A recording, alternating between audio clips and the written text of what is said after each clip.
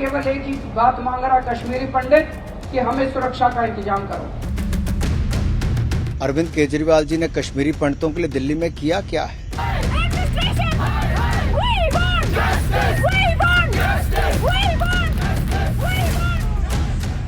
जम्मू कश्मीर में हो रही सीरियल टारगेट किलिंग को लेकर अरविंद केजरीवाल ने बीते दिन एक बार फिर जंतर मंतर की राह पकड़ी और अपने उसी पुराने अंदाज में दिखाई पड़े जिसने उन्हें एक आंदोलनकारी की पहचान दी थी और जिसके सहारे वो दिल्ली की सत्ता पर काबिज हुए थे। कश्मीरी पंडितों के समर्थन में आयोजित जन आक्रोश रैली को संबोधित करते हुए उन्होंने भाजपा पर तीखा हमला बोला। केजरीवाल ने आरोप लगाया कि केंद्र की कश्मीर नीति पूरी तरह असफल साबित हुई। कश्मीर में फिर से 1990 का दौर आ गया है और बीजेपी सरकार पूरी तरह फेल हो गई है। जब भी घाटी में कोई हत्या होती है तो खबर आती है कि गृह मंत्री ने एक उच्च स्तरीय बैठक बुलाई है। अब बहुत हो गई मीटिंग, अब हमें कार्रवाई की जरूरत है। कश्मीर कार्रवाई चाहता है। आज केवल एक ही बात मांग रहा कश्मीरी पंडित कि हमें सुरक्षा का इंतजाम करो, और भारतीय जनता पार्टी की सरकार उनकी सुरक्षा देने में पूरी तरह से नाकाम रही है। ऐसा लगता है कि 1990 का दौर वापस आ गया है।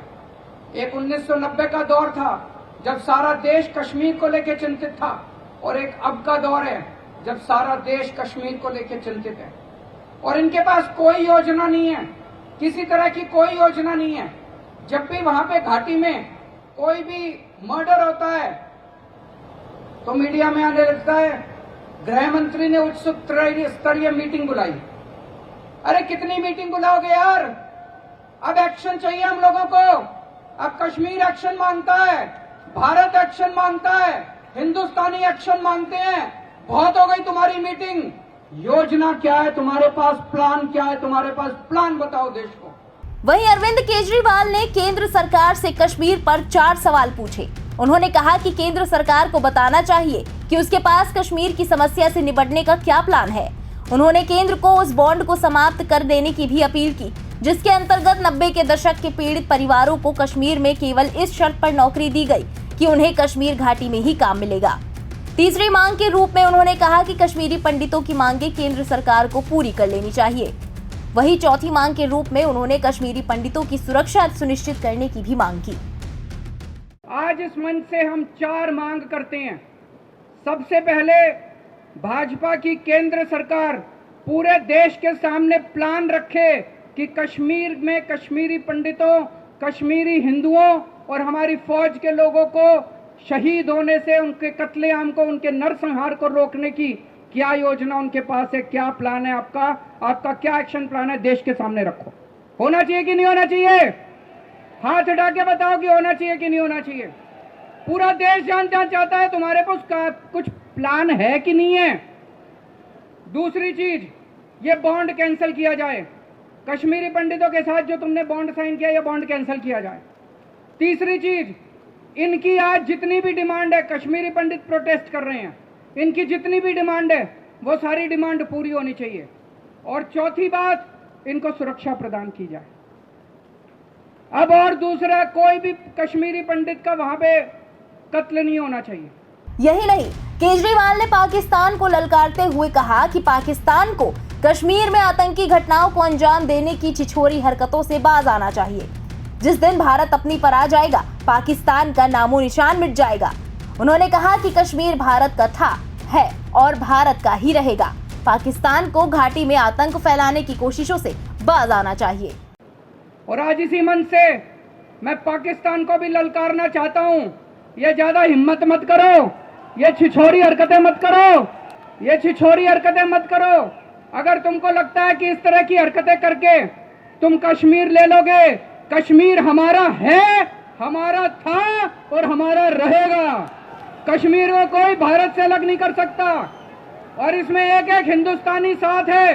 कश्मीर पाकिस्तानियों को हम चैलेंज करते हैं, ज्यादा हिम्मत वो मत करो। अगर हिंदुस्तान अपने पे आ गया तो पाकिस्तान नहीं बचेगा फिर। अब इसे लेकर केंद्रीय मंत्री अनुराग ठाकुर ने दिल्ली के सीएम पर पलटवार किया है। केंद्रीय मंत्री अनुराग ठाकुर ने कश्मीरी पंडितों के कल्याण के लिए अरविंद केजरीवाल के योगदान पर सवाल उठाया और दिल्ली के मुख्यमंत्री से केंद्र सरकार पर उंगली उठाने से पहले अपने भ्रष्ट नेताओं को निष्कासित करने की मांग की। केंद्रीय सूचना और प्रसारण मंत्री अनुराग ठाकुर ने आरोप लगाया कि दिल्ली के सीएम ने पंजाब में सरकार बनाने के लिए खालिस्तानी समर्थकों का समर्थन लिया। केजरीवाल ने दिल्ली में कश्मीरी पंडितों के लिए क्या किया? अनुराग ठाकुर ने आगे कहा कि मोदी सरकार ने जम्मू कश्मीर को अनुच्छेद 370, 35A और आतंकियों से मुक्त कराया। अपने भ्रष्ट नेताओं को बाहर निकालो, फिर हम पर सवाल उठाओ। अरविंद केजरीवाल जी ने कश्मीरी पंडितों के लिए दिल्ली में किया क्या है? अरविंद केजरीवाल जी तो सर्जिकल स्ट्राइक पर, एयर स्ट्राइक पर भी प्रश्न चिन्ह उठाते रहे। कश्मीरी पंडितों पर हुए नरसंहार को तो मानते ही नहीं है। वो तो ऐसे हैं जो खालिस्तानी समर्थकों का समर्थन लेकर पंजाब में सरकार बनाने का प्रयास करते हैं। दिल्ली और पंजाब की सरकारों में भ्रष्ट मंत्रियों को संरक्षण देने का काम करते हैं। अरविंद केजरीवाल जी, आप प्रश्नों का उत्तर तो दे नहीं पाते। 10 सवाल भारतीय जनता पार्टी ने आपसे पूछे थे, एक का उत्तर आप नहीं दे पाए। लेकिन मैं आपको बताना चाहता हूं, जनसंघ से लेकर भारतीय जनता पार्टी के समय तक कश्मीर की आवाज उठाई तो भाजपा ने उठाई है। 370-35 से मुक्ति दिलाई मोदी सरकार ने दिलाई है। चहुमुखी विकास जम्मू कश्मीर का किया तो मोदी सरकार ने पिछले 8 वर्षों में किया है। आतंकवादियों से मुक्ति दिलाने का काम मोदी सरकार ने उस दिशा में कदम उठाए हैं। आप पहले अपने जो करप्ट मंत्री हैं उनको बाहर निकालिए, हमारे 10 सवालों का जवाब दीजिए, दिल्ली में रह रहे कश्मीरी पंडितों के लिए कुछ कीजिए, उसके बाद आप सवाल उठाइए। अगर ध्यान दिया जाए तो एक बात समझ में आती है कि दिल्ली के मुख्यमंत्री अरविंद केजरीवाल जानते हैं कि राष्ट्रवाद और हिंदुत्व भाजपा की सबसे बड़ी ताकत है। अपनी इसी ताकत के बल पर भाजपा ने पूरे विपक्ष को अपाहिज कर दिया है। कांग्रेस सहित पूरे विपक्ष को भाजपा की इस राजनीति की काट नहीं मिल रही, लेकिन केजरीवाल इन मुद्दों पर लगातार ज्यादा प्रखरता के साथ बोलकर खुद को भाजपा से ज्यादा बड़ा राष्ट्रवादी और हिंदूवादी साबित करने की कोशिश में लगे हुए हैं। बहरहाल, इस वक्त पूरे देश में माहौल चिंताजनक है। एक तरफ जम्मू कश्मीर में आतंकियों की कायराना हरकतों का सिलसिला थमने का नाम नहीं ले रहा, वहीं पंजाबी सिंगर सिद्धू मूसेवाला की हत्या के बाद से माहौल गरमाया हुआ है। ऐसे में बढ़ती सियासी गर्मी और नेताओं के तल्ख बयान इस आग को और तेज करने का काम कर रहे हैं। इस खबर में फिलहाल इतना ही। देश प्रदेश की तमाम लेटेस्ट अपडेट्स और बड़ी खबरों के लिए सब्सक्राइब करें इंडिया पब्लिक खबर के YouTube चैनल को, साथ ही बेल आइकन दबाना बिल्कुल ना भूलें।